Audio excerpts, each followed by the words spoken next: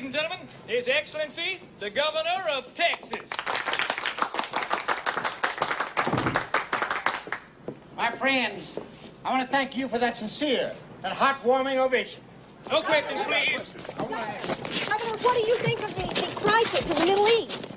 I was saying just this morning at the weekly prayer breakfast in this historic capital that it behooves both the Jews and the Arabs to settle their differences in a Christian manner. Governor, we got Have you seen the evidence of the disgraceful situation at the chicken ranch? Fellow Texans, I am proudly standing here to humbly see. I assure you, and I mean it.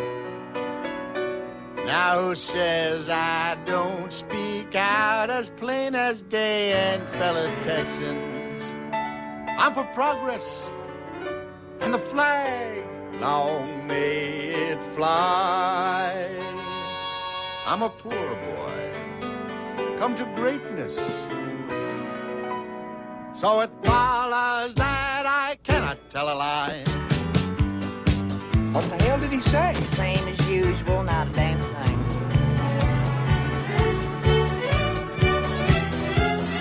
Ooh, I love to dance a little sidestep. Now they see me, now they don't. I'm round and round and ooh, I love to sweep around the white step. Cut a little swath and leave the beat alone.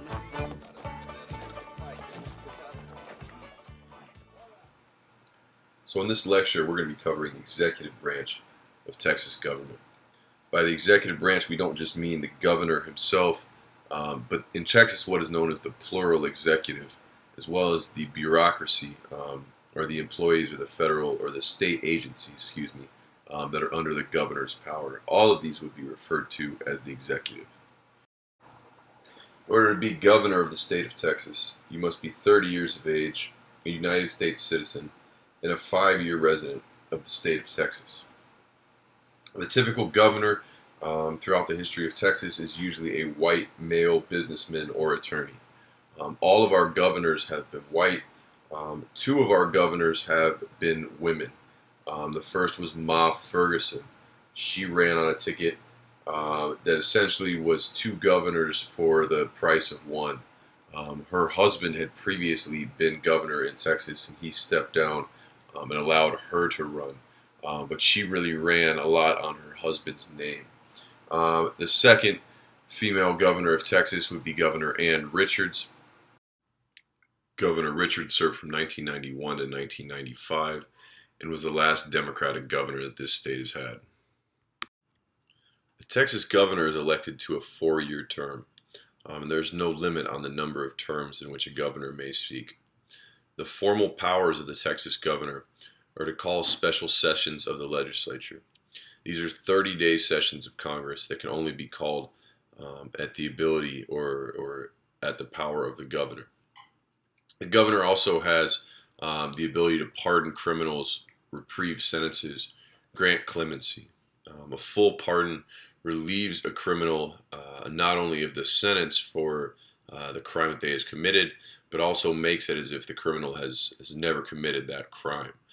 So it's removed from their record. If they're a felon, they'd be reinstated with full privileges if they never committed any felony. The governor also has the power to shorten sentences. He has powers to commute a death penalty and change that to a life sentence. Broad powers concerning jail sentences. The governor can also permit fugitives from justice in other states to be extradited to those states.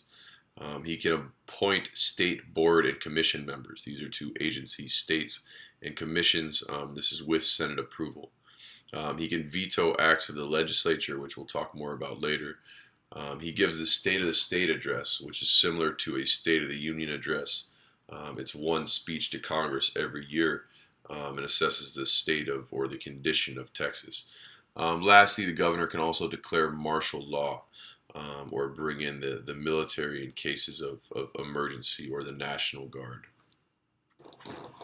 In case of secession, in cases that the governor dies, resigns, or is impeached, lieutenant governor is next in line. Lieutenant governor also becomes acting governor anytime the governor is out of the state or is incapacitated for whatever reason.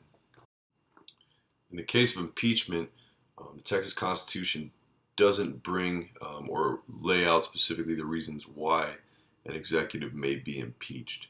However, the process through which someone is impeached is a majority of the House members need to vote to bring charges against the president, or excuse me, the governor. And so when we're thinking about, in the case of Bill Clinton, this is exactly what happened with Bill Clinton. It's the same process at the federal level. Is you had a majority of all of those House members present vote to go forward with the impeachment of President Clinton. We would have the same process for our governor. You would need to have a majority of all the House members vote to impeach the governor. After that happens, 2/3 of all of those members who were in the Senate need to vote to convict the governor and remove him from office. Right? This is what was not able to happen with Clinton. Needless to say, this is usually somewhat difficult because the House and the Senate, more often than not in this state, are going to be controlled by the same party as the governor. The executive also has a significant appointment commission. He appoints people to such boards as university regents, public utilities commissions, and the like. Also, the governor will end up appointing a large amount of judges over his term. All judges in Texas are elected, but if they step down before their term is over, the governor chooses someone to fill their term because most judges are reelected in this state if they choose to run again for office. This is a big power. Lastly, Texas is somewhat unique among other states in that we have what's called a plural executive branch. What's meant by a plural executive branch isn't necessarily that we have these different offices, right? This is normally what makes up a cabinet of any governor or any executive branch. What makes up plural executive is that each of these positions within the cabinet is elected independently and does not necessarily report to the executive. This is done to weaken the power of the executive and to weaken the power of the governor itself. One of the benefits of this is it creates all of these different positions that are much more responsive to the voters and accountable to the voters. However, one of the drawbacks that it creates is that if perhaps your lieutenant governor and your governor or your governor and your attorney general of different parties, they may work against each other, and this may lead to greater government inefficiency. This in and of itself was the idea behind those who wrote the Texas Constitution. So there's a number of parties or a number of offices that hold up elected positions besides the governor himself. These positions, or some of these positions, are the Attorney General, which is the lead attorney for the state of Texas. The Land Commissioner, the Secretary of State is within the cabinet, but that is appointed by the governor. The Secretary of State is going to deal with matters relating to Texas and other states. The Land Commissioner is going to deal with mineral rights and subsoil rights. Lieutenant Governor is often considered the most powerful office, elected office within the state of Texas, largely because he's the president of the Texas Senate.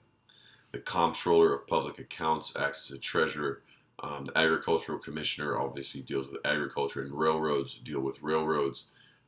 Those last two were much larger positions in importance when they were originally created than they are today. This concludes our lesson on the executive and on the governorship of Texas. Of course, our current governor today is Greg Abbott. As always, if you have any questions or feedback, feel free to email me.